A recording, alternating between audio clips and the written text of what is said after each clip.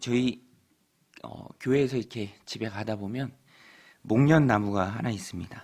강일역 부근에 목련나무가 하나 있는데 이제 하루가 다르게 꽃이 만개하는 것을 봅니다. 아침 다르고 저녁 다를 만큼 이제 꽃이 피죠. 이 교회 상가 근처 산에도 가보니까 벌써 지난주죠. 이 개나리, 진달래가 이렇게 피는 것을 봅니다. 이제 여기에 개나리까지 더해지면 이제 우리는 완연한 봄이 되었구나라고 알 수 있습니다. 시기에 맞는 꽃을 보면 계절의 변화를 누구나 다 알 수 있죠. 오늘 본문에서 주님께서도 하시는 말씀이 그것입니다. 하나님의 나라가 도래하는 징조가 그와 같다는 것입니다. 꽃을 보면서 계절의 변화를 아는 것처럼 변하는 상황 또 환경을 보면 누구나 하나님의 나라가 도래하는 것을 알 수 있다는 것입니다. 어려운 것이 아니라는 말씀입니다. 자연스럽게 알 수 있다는 것이죠. 오늘 말씀 30절 31절에 보면 싹이 나면 너희가 보고 여름이 가까운 줄 자연히 아나니 이와 같이 너희가 이런 일이 일어나는 것을 보거든 하나님의 나라가 가까이 온 줄을 알라. 여러분, 오늘 우리가 이 시대를 살아갈 때 중요한 것은 하나님의 나라가 임하고 있는 것을 감지할 수 있는 그런 감지력, 또 영적인 분별력입니다. 이런 것이 왜 중요하냐면 태도가 달라집니다. 모든 것에 때가 있죠. 편하게 안식하면서 지낼 때가 있는가 하면 조심하고 또 긴장해야 할 때가 있다는 것입니다. 변하는 상황에 능동적으로 대처하기 위해서는 상황이 변하면서 무엇이 어떻게 변하는지 영적으로 감지하고 또 분별할 수 있어야 한다는 것입니다. 주님께서 지금 제자들에게 그것을 말씀하시는 거예요. 꽃이 보면 계절이 변하는 걸 너희가 알 수 있지 않느냐. 내가 너희에게 말한 그 마지막 때의 징조를 보면서 하나님에게 나라가 가까이 온 줄 너희가 깨달아야 한다. 그 말씀을 주시고 계신 거죠. 그러면서 주님께서도 한 가지 당부를 하시는데 조심하라 라고 말씀하셨습니다. 34절에 보면 너희는 스스로 조심하라. 그렇지 않으면 방탕함과 술 취함과 생활의 염려로 마음이 둔하여지고 뜻밖의 그날이 덫과 같이 너희에게 임하리라.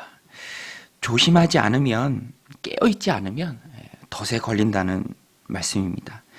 어떤 덫인가? 방탕함, 술 취함, 또 생활에 염려하는 덫이죠. 이런 것들에 온통 신경이 가 있고 또 마음을 빼앗겨 있으니까 정작 그 하나님의 나라가 임할 때에도 그 마지막 때, 그 심판의 때가 임할 때에도 깨닫지 못한다는 것입니다. 대표적인 예가 마태복음 24장에서도 말하고 있는 것처럼 노아의 홍수입니다. 노아의 홍수. 홍수가 시작되기 직전까지 사람들은 깨닫지 못했습니다. 마태복음 24장 38절 39절인데요. 홍수 전에 노아가 방주에 들어가던 날까지 사람들이 먹고 마시고 장가들고 시집가고 있으면서 홍수가 나서 그들을 다 멸하기까지 깨닫지 못하였으니 인자의 임함도 이와 같으리라. 그때 이제 보여질 상황을 주님께서 말씀해 주십니다. 일상생활을 해요. 시집가고 장가가고 먹고 마시고 다 합니다. 그러다 보니까 정작 심판의 때가 되어도 사람들은 깨닫지 못하는 것입니다. 마음이 둔하여져서 무뎌져서 모르는 것이죠. 전에 제가 누가 파는 그 바리깡을 하나 산 기억이 있는데요. 저거 사서 한 번이라도 머리 깎으면 본전을 뽑겠다 생각해서 기쁘게 샀는데 놀란 것은 그 날이 너무 무뎌서 하나도 깎이지 않는 것입니다. 날이 무디면 그걸로는 아무것도 할 수가 없죠. 오늘 우리도 마찬가지입니다. 꽃을 보면서 계절의 변화는 느끼지만 변하는 상황을 보면서 주님의 심판의 때가 가까이 온다라는 것을 느끼지 못하면 그것은 무뎌진 마음이죠. 그것 갖고는 아무것도 할 수 없습니다. 노아의 홍수 때 사람들이 깨닫지 못하고 생활의 염려에 마음을 다 빼앗기고 자기들 할 거 다 하다가 정말 도적같이 심판 임했을 때 구원받지 못했던 것 같이 똑같다라는 것입니다. 주님께서는 제자들에게 이것을 지금 말씀하고 있습니다. 조심하라, 삼가라, 긴장하고 있어라 라는 말씀이죠. 주님께서 분명히 말씀하셨습니다. 그날은, 마지막 날은 반드시 온다. 오늘 말씀 32절인데요. 내가 진실로 너희에게 말하노니 이 세대가 지나가기 전에 모든 일이 다 이루어지리라. 이 세대라고 해서 우리가 이 본문을 읽으면서 조금 헷갈릴 때도 있어요. 이 세대. 제자들의 세대를 가리킵니다. 제자들의 세대를 가리키는 걸로 볼 수 있는데요. 제자들이 사는 그 동안에 생존한 제자들은 AD 70년에 예루살렘의 멸망을 그대로 목격합니다. 그리고 그 멸망은 마지막 때에 있을 종말의 요소를 다 포함하고 있기 때문에 전체를 다 경험한다라고 말할 수 있죠. 그래서 주님께서는 이 세대가 지나가기 전에 너희 당대에 볼 것이다 라고 말씀해 주셨습니다. 중요한 것은 천지는 없어져도 주님의 말씀은 없어지지 않습니다. 그만큼 종말은 반드시 마지막 때는 있다는 것입니다. 이 말씀을 마음에 새기고 주님의 말씀을 굳게 마음에 믿고 스스로 조심하며 살아가는 저 여러분들이 다 되시길 바랍니다. 우리가 조심하고자 할 때 가장 좋은 방법은 깨어 기도하는 것이죠. 오늘 말씀 36절입니다. 우리 같이 한번 읽어보겠습니다. 36절 시작. 이러므로 너희는 장차올 이 모든 일을 능히 피하고 인자 앞에 서도록 항상 기도하며 깨어 있으라 하시니라. 이것이 주님의 당부입니다. 이 주님의 당부처럼 항상 기도하고 깨어있는 저 여러분들이 다 되시길 바랍니다. 주님께서는 기도로 깨어 있어야 할 이유를 장차올 이 모든 일을 능히 피하는 것에 초점을 맞추고 계십니다. 저는 이것이 주님이 우리에게 알려주신 기도의 선한 목적이자 또 기도의 출발점, 동기라고 생각합니다. 영적으로 깨어있기를 위해서 우리가 기도하는 것이죠. 항상 지속적으로 깨어있기 위해서 기도할 때 그 동기가 중요합니다. 만약에 기도의 동기가 뭔가를 구하고 얻고 바라는 것에만 맞춰져 있다면 항상 기도하기가 어렵죠. 왜냐하면 내가 구하는 그것을 오늘 우리 찬양했던 것처럼 잘못된 것을 구할 수도 있거든요. 그러면 하나님이 사랑하는 자녀에게 잘못된 것을 허락하시지 않겠죠. 그런데 초점이 거기에만 가 있으면 기도를 지속하기 어려운 거예요. 하나님 안 주시네 라면서 실망하거나 낙심할 때가 있죠. 어떤 분들이 이렇게 상담하다 보면은 헌금이나 11조도 그것을 뭔가를 좀 받기 위한 것에만 초점이 맞춰져 있으면 그게 채워지지 않으면 그 지속해서 어떤 헌신의 모습이 없어지는 것을 봅니다. 해도 안 되네. 그런데 그거는 바른 동기라고 할 수 없죠. 오늘 우리가 이 마지막 때를 살아가면서 기도로 깨어 있어야 할 이유는 우리에게 임할 수 있는 많은 어려움들이 있고요. 주님께서 말씀하신 것처럼 이 모든 일, 그것을 능히 피하고 인자 앞에 온전히 설 수 있도록 돕는 것이 바로 우리가 깨어 기도하는 것입니다.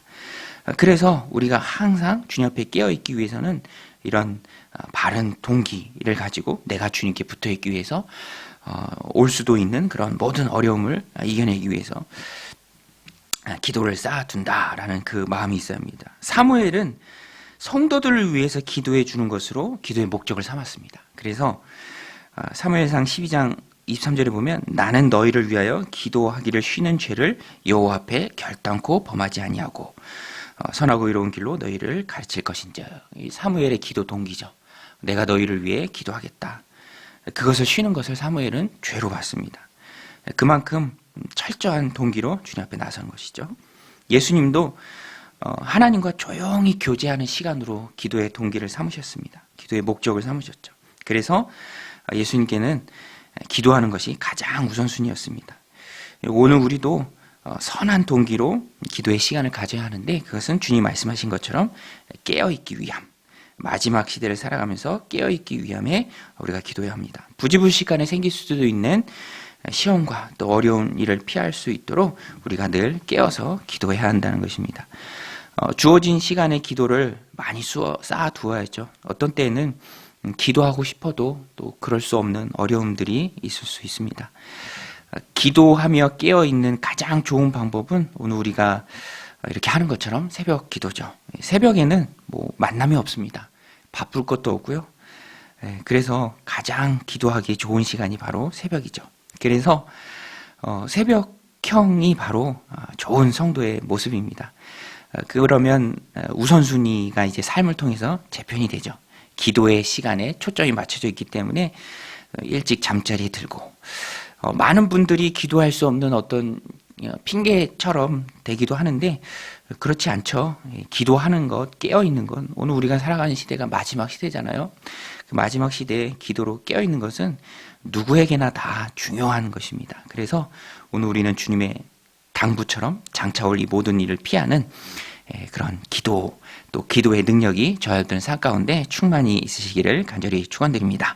또 예수님께서는 이렇게 격변하는 세상 속에서도 순전한 마음으로 하나님과 교제하기 위해 깨어 기도하면 주님 주시는 힘이 있다라는 것을 친히 보여주셨습니다. 여러분, 우리가 깨어서 기도하면 주님께서 우리에게 세상을 이기는 큰 힘을 주실 줄로 믿습니다. 능력을 주실 줄로 믿습니다. 그것이 무엇이냐면 열정을 불어넣어 주세요. 기도하면 힘이 생깁니다. 기도하면 하루를 살아갈 힘이 생기죠. 영적으로 충전이 됩니다. 내가 지금 이런 어려운 문제가 있는데 요거 가지고 내가 새벽에 가서 하나님 앞에 기도하겠다. 그러면서 하나님 주시는 지혜를 얻겠다. 또 넘어지지 않고 포기하지 않고 끝까지 이겨낼 수 있는 힘을 얻겠다라는 그 힘을 하나님이 우리에게 주시죠. 주님께서도 열정적으로 마지막 때까지 철저히 일하셨어요. 오늘 말씀 37절 38절입니다.